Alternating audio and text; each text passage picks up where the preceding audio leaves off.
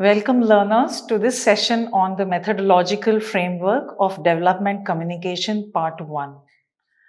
We all know that achieving change is the ultimate objective of any development interventions in which we work on. And to achieve sustainable change, we need to understand that the people are beneficiaries for whom we are carrying out the development communication efforts need to not just see but understand the benefits of change and do active participation in this. So, today we'll be discussing about the methodological framework of development communication part 1. In this session, we shall be understanding and taking a deep dive into communication-based assessment by going through the development communication source book of Paolo Mefalopoulos, the very popular book generated by this author for the World Bank. After listening to this session, you'll be able to explain the different paradigms of development, spell out the basic principles of development communication, describe communication-based assessment in the development communication methodological framework, supported by examples. So while going through this session, while listening to this session, I would request you all to have a look at this book also simultaneously in case you have any doubts, so that all your doubts get clarified. I shall try my best to be very clear with the concepts during this session. Now, coming to the paradigms of development, let us first have a look at the different paradigms of development. The journey of development can be classified into the different paradigms based on the model that was adopted for development. Everett M. Rogers had identified three major paradigms of development as follows: the dominant paradigm, which is modernization, the opposing paradigm, which is led by dependency, and the emerging paradigm, which is led by participation. Let's take a detailed look into these paradigms. Now, the dominant paradigm, the central idea of the dominant paradigm was to resolve development challenges by modernizing underdeveloped countries. So, a lot of emphasis was being laid on modernization. With this approach, which was advising societies on effectively following the behavior of the rich and influential states or the capitalist-driven Western economies.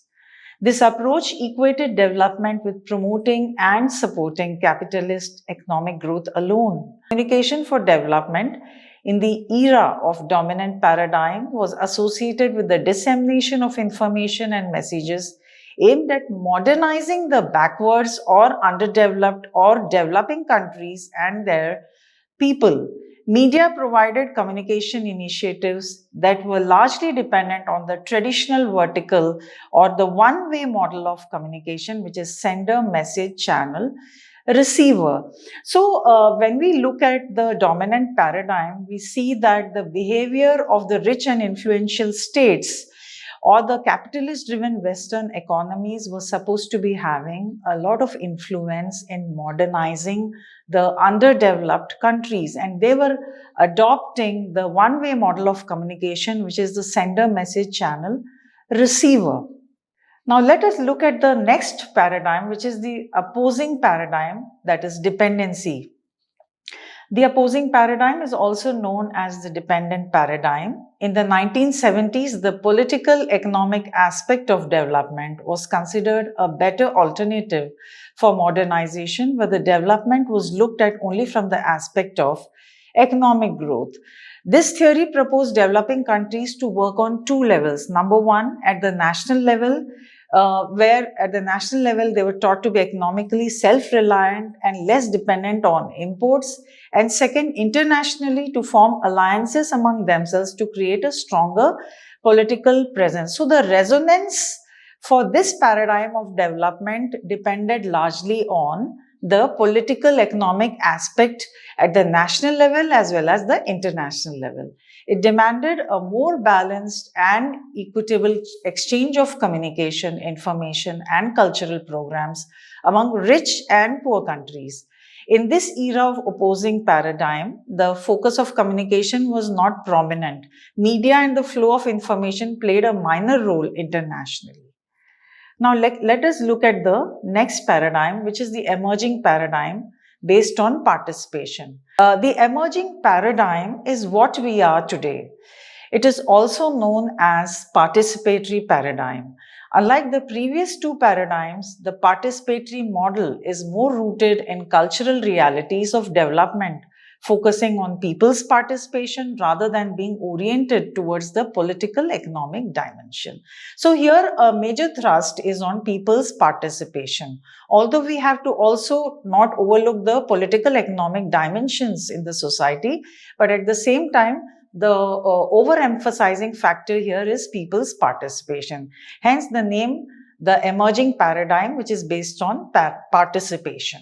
Development focusing on social parameters of the nations was considered to be positive eventually. Participation was considered as an important and integral part of sustainable development strategies.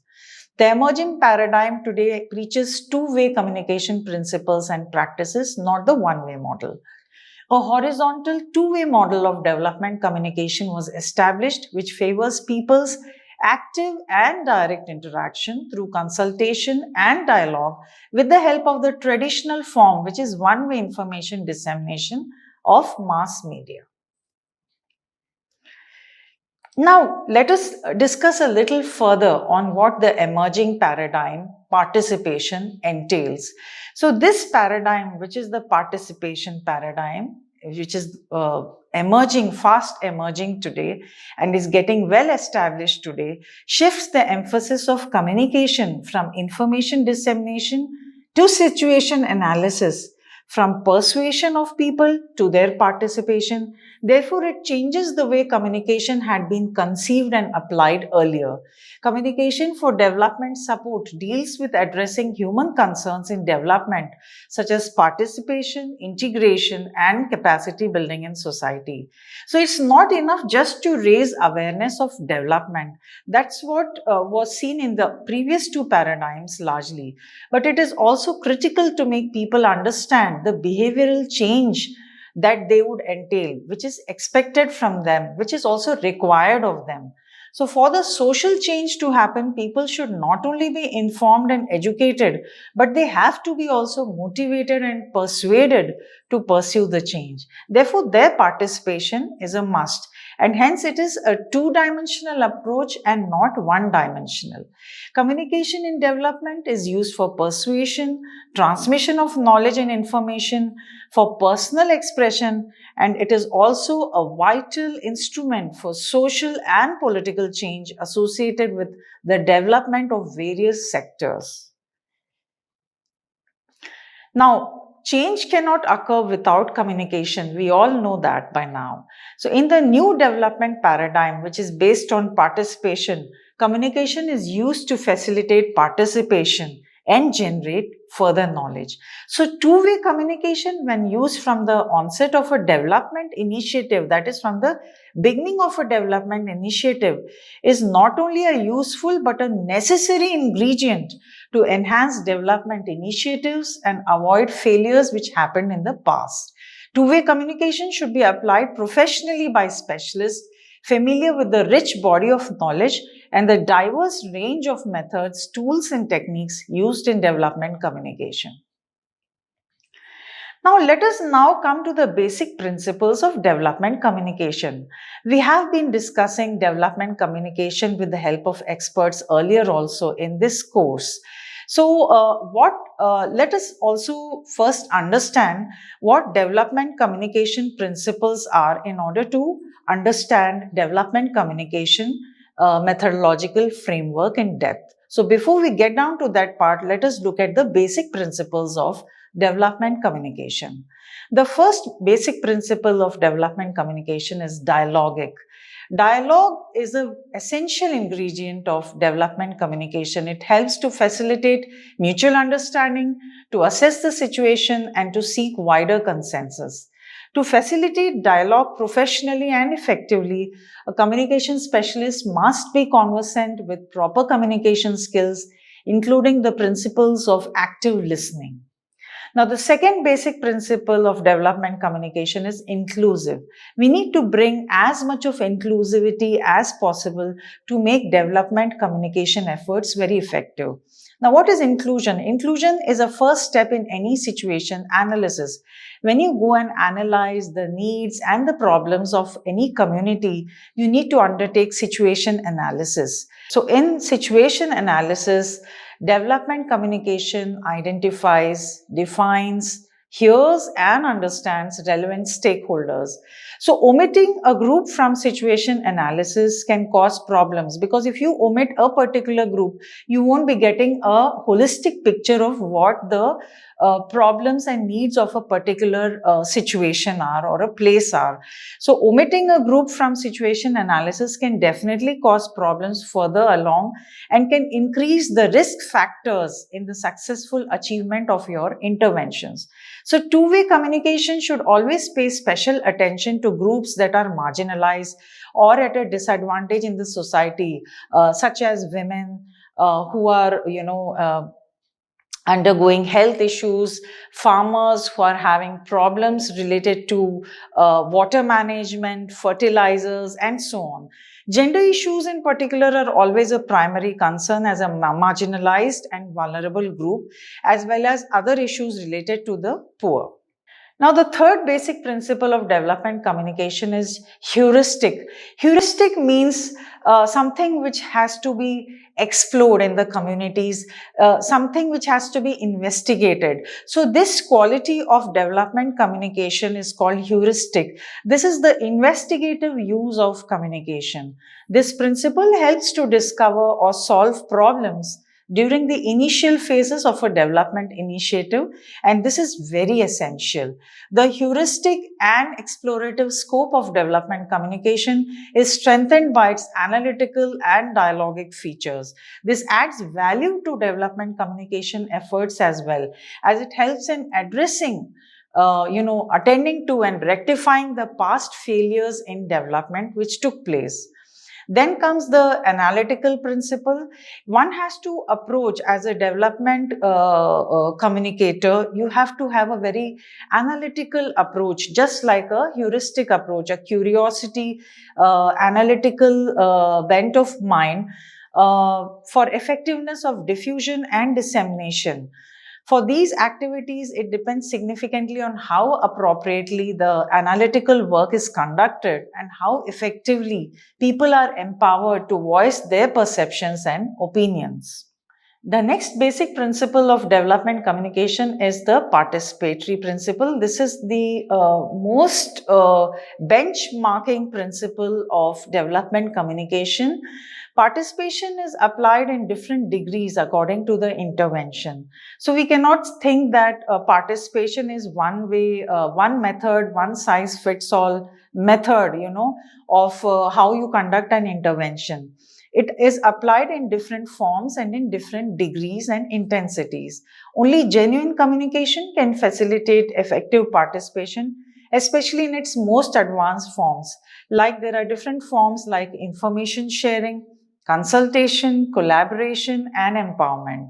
So while the most common mode of operation in development practices can be categorized as participation by consultation, development communication also operates at a high. So while the most common mode of operation in development practices can be categorized as participation by consultation, development communication also operates at a higher level by collaboration. So this occurs specifically in the research phase, that is in the situation analysis phase, when you do the need assessment, problem researching in the communities, where dialogue with relevant stakeholders, this could be specialists from outside as well as people of the communities, the beneficiaries of your program interventions.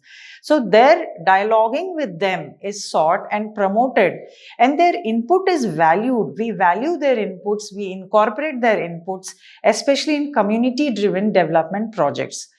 So participation is not always a feature of communication approaches in some activities, such as a campaign to raise awareness about how to react to a flu pandemic or providing information about a vaccine. Then another basic principle of development communication, which is very, very important, is contextual. In this principle, what we see is that while investigating a local context and assessing the needs, problems, risks, and opportunities in the community, development communication specialists tap local resources to obtain a better understanding of the relevant situation and to triangulate their findings, that is, converge the findings and then work on it. So every situation is contextual. It could be a situation related to farmers, maybe they are committing suicide. So that is a contextualized situation. It does not happen everywhere. Or where there is extreme poverty, we can see that there is severity in malnutrition among children in certain communities. That is also based upon local context. So all these are contextual problems happening in particular geographical areas and locations. Even if the overall process of communication intervention, that is executing communication based assessment, designing communication strategies, and implementing and evaluating related activities is consistently similar, the tools, content, and modes of applications vary significantly according to the specific situation. Hence, every situation is contextual. Another basic principle of development communication is interdisciplinary. This means that in addition to your specific expertise as a development communication expert, in the theory and practices of development communication, whatever you have learned in theory and practice, you as a specialist in this field are often required to be familiar with other disciplines. These disciplines could be ethnography, sociology, political economy, geography, adult education, marketing, social marketing, and many such areas. So you have to have a very interdisciplinary outlook in carrying out your development communication activities. The specialist, which is you, might be asked to assess political risks, conduct negotiations to reduce conflicts, or mediate between opposing views. Another basic principle of development communication is strategic. The principle of strategy, which contains many of the previous elements which we just discussed, emphasizes what? What is strategy? How does strategy come here and how is it related to the previous principles? It emphasizes the professional and timely application of communication techniques and methods to achieve the intended objectives. A strategy could be defined as a plan to achieve set objectives with available resources in a given time frame. The principles of strategic imply that all parts of the process, from setting the objectives in the beginning to selecting your media, are carefully assessed, triangulated, and if needed, modified to allow the design and implementation of the effective strategy. The strategic use of development communication should not be confused with strategic communication, the narrower use of communication to persuade individuals to change behaviors. And the last basic principle of development communication is persuasive. Of course, we know that in development communication, persuasion can be used to bring about voluntary changes in individuals. That is the basic essence of development communication. And change is triggered primarily because of persuasion. The legitimacy for the very use of persuasion is derived from this rationale and the definition of change. Persuasion brings a lot of change in individuals. So, to be ethically appropriate, persuasion should be based on accurate information and should be without a context of two-way communication. So, let us not just focus on two-way communication when we do persuasion. This means that each party can present its points of view with the intention of achieving the most appropriate change. Healthy two-way persuasive approaches are also there, and they ensure that the best available options among the various parties are considered and agreed upon, leading to sustainable change, which is the ultimate objective of development communication. Now, let us come to understanding development communication methodological framework.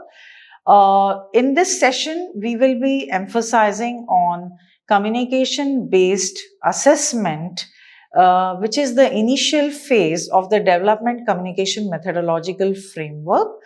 And in this communication-based assessment, we identify, analyze, refine the audiences or stakeholders' risks, opportunities, needs, solutions, the media or channels, and the monitoring and evaluation indicators and objectives.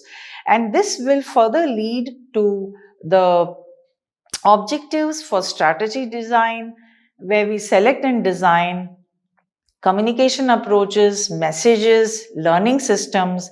Thereby, through the strategy design, we develop a work plan for the implementation of the communication methods, carrying out pre-testing, media production, training activities, message dissemination, thereby after implementation leading to monitoring and evaluation indicators, which help us in conducting monitoring and evaluation. So in today's session, in this particular session, we'll be only discussing communication-based assessment in the development communication methodological framework. Now, what is communication-based assessment? Communication-based assessment uses the features of dialogue, which we just discussed, and situation analysis. It is a two-way research method used to assess the situation, the political risks, and the best option to support and achieve change. It is the most crucial phase of the entire communication process. So, when used at its best, the cross-cutting features of communication using dialogue and analysis are unique and particularly capable of assessing a situation completely. So when you know the technique of using this well, you can do a lot of uncovering of hot issues, the problematic issues in the area, usually in the politics, and minimizing the risks. So in addition to this field research function of collecting useful information, communication-based assessment explores technical issues to connect the dots with the broader social issues and identifies the inputs to help come up with consensus or agreement on the development initiative. Now, how can you apply communication-based assessment through effective dialogue? Now, let us talk about the very popular Joe-Harry window. This window depicts the value of dialogue leading to change. It is a psychological tool originally developed by Joseph Luft and Harry Ingham in 1955, and hence the name evolved. Joe-Harry was developed to understand human interaction and communication. So I'm not sure if many of you have heard about the Joe-Harry window, but nevertheless, those who have heard or those who are hearing this for the first time, it would be a added benefit for all of us to understand what this window is all about and how it is an effective tool in applying communication-based assessment through effective dialogue. Now, this window called the Joe-Harry window highlights the value of participatory approach in communication as it helps in mapping interaction leading to change at the broader level. In this window, if you look at the window, the first window, window 1, you can see some words like we and they. So here the word they means external groups of various stakeholders who could be bank specialists, microfinanciers, technologists, scientists, consultants who are engaged in community development or community development projects. We entails local stakeholders who are people living in communities, the citizens, the community groups, the local organizations in the communities, civil society organizations which are there locally. Now in window 1, if you look, it says, window 1 says open knowledge. Open knowledge means that external and local stakeholders begin to interact and make sure they understand each other. So the kind of knowledge which is exchanged here through dialoguing is between the external and local stakeholders, the they and the we, what they know and what we know. So the knowledge between both is exchanged. So that is called open knowledge. When we look at window 2, we see that it's written our hidden knowledge. Our hidden knowledge means that what we know and they do not know. So what the people in the local domain, the people in the community know is disclosed and accepted. Then that is what we know, which is the local community. So, and they do not know. So the they people, which is the external stakeholders, they try to understand and accept what the local people are saying. Coming to window 3, which is their hidden knowledge, the knowledge which is there with the external experts, external groups of stakeholders. So it is called their hidden knowledge. So here the outside experts, they expose their hidden knowledge, they disclose their knowledge by exchanging notes with other stakeholders. So then comes window 4, which says the blind spot. Now the first 3 windows, in the first 3 windows, there is a dialoguing which is happening between both the stakeholders, where the knowledge is exchanged from both the parties, the external stakeholders and the local stakeholders.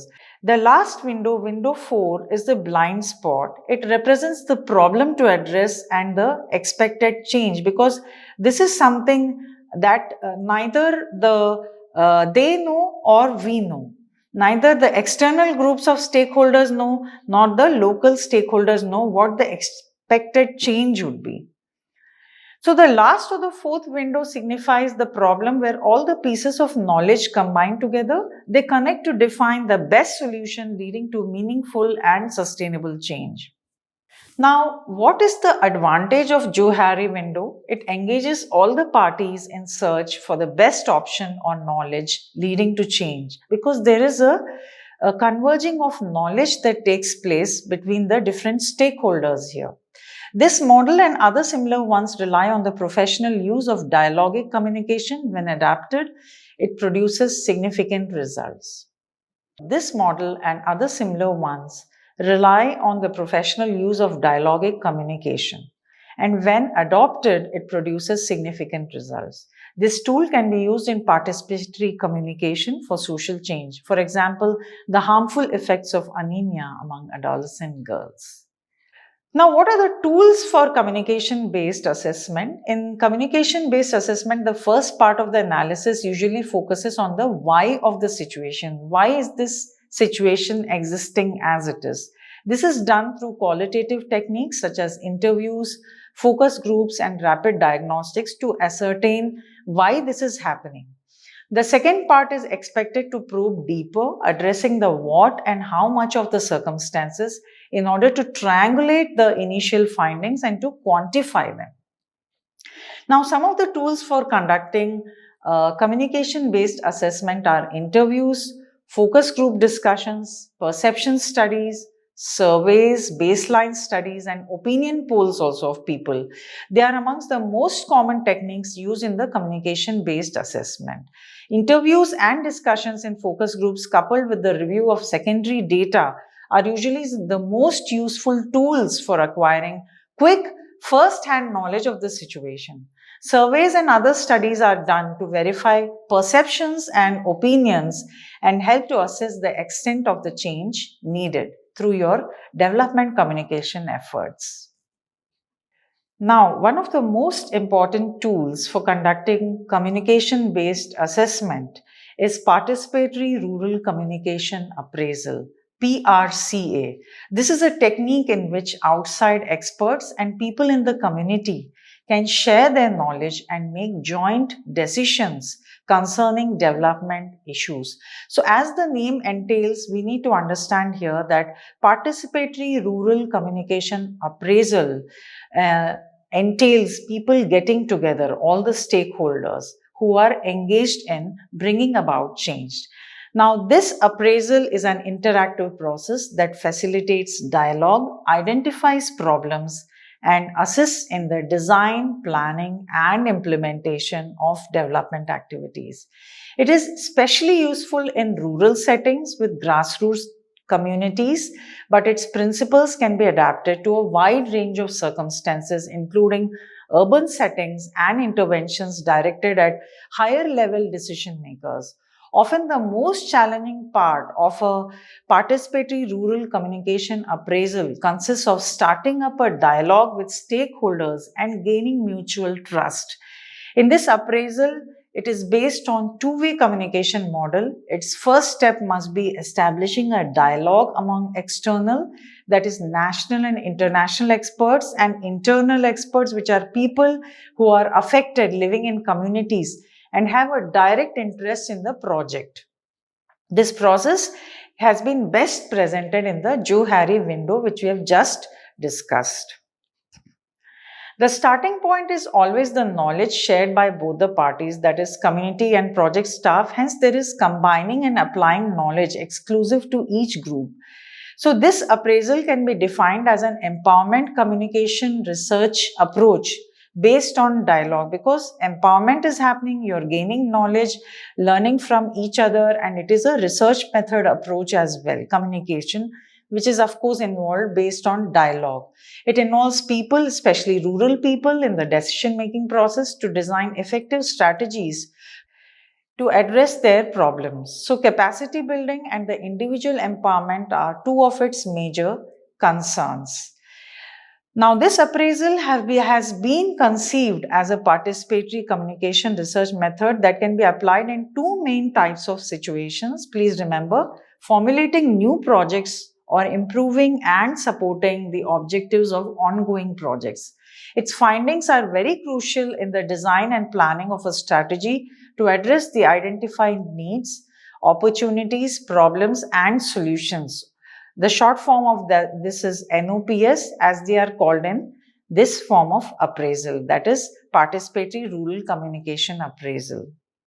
Some of the participatory rural communication appraisal tools which are popularly used are sketch map, transect walk, timeline, seasonal calendar, problem or solution tree, ranking, windows of perceptions, livelihood map, Venn diagram, and gender analysis.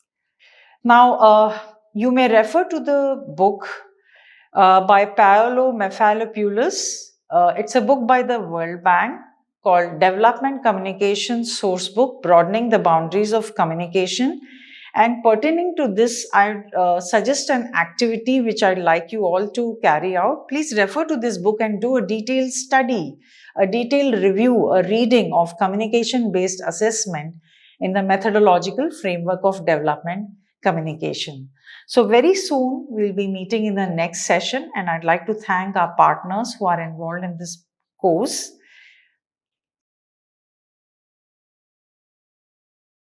Thank you so much for patient listening.